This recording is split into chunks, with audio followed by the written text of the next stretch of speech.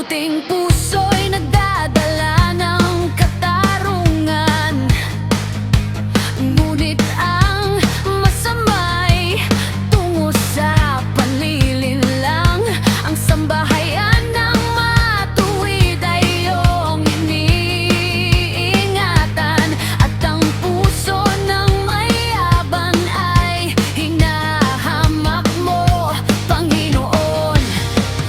Mas mabuti pang hamak, ngunit may kapayapaan, kaysa purihin ngunit puso'y hungkag at walang laman.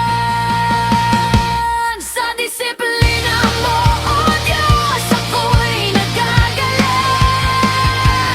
Sa daan ng matuwid, ako'y iyong itinatatag.